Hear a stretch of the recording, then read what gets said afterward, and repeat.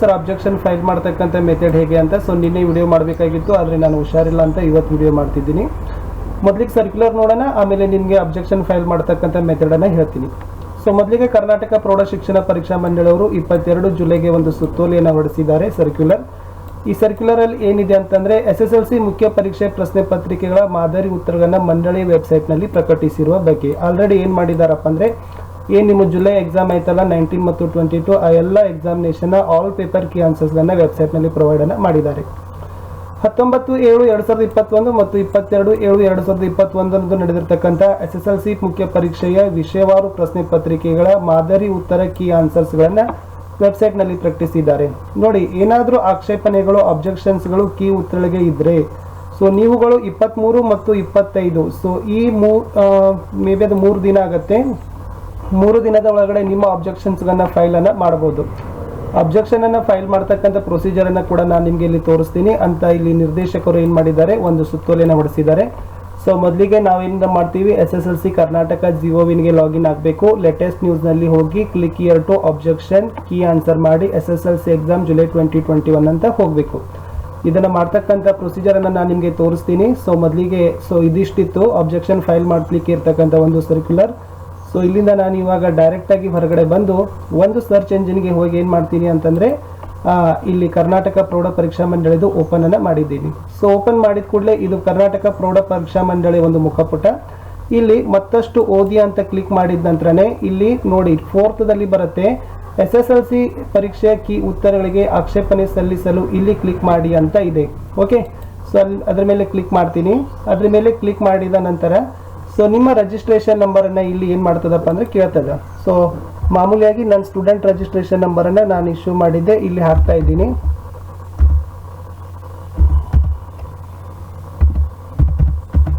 Okay, so ಹಾಕಿದ ನಂತರ ಇಲ್ಲಿ ವ್ಯೂ ಮಾಡುತ್ತೆ.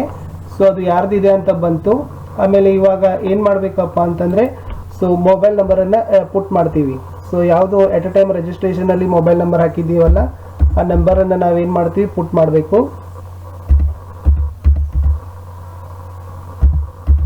ಓಕೆ, ಸೊ ಹಾಕಿದ ನಂತರ ಸಬ್ಮಿಟ್ OTP ಅಂತ ಇದೆ. ಅಲ್ಲಿ ಒಂದು ಇಮೇಲ್ ಅಡ್ರೆಸ್ಸನ್ನು ಕೇಳ್ತಾ ಇದೆ.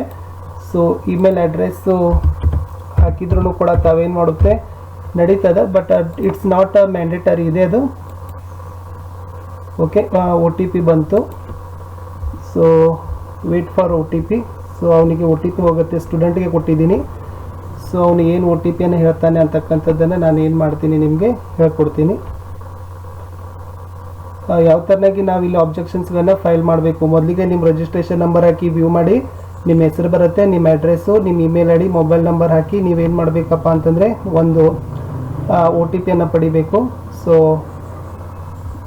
ಆ OTP ಏನಾಗುತ್ತೆ ಅಂತಂದರೆ ವ್ಯಾಲಿಡೇಟ್ ಮಾಡಬೇಕಾಗ್ತದೆ.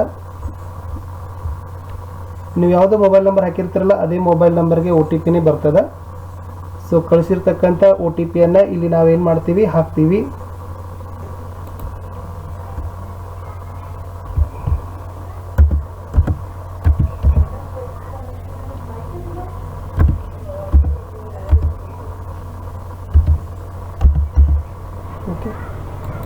ಸೊ ಇದಿತ್ತು OTP.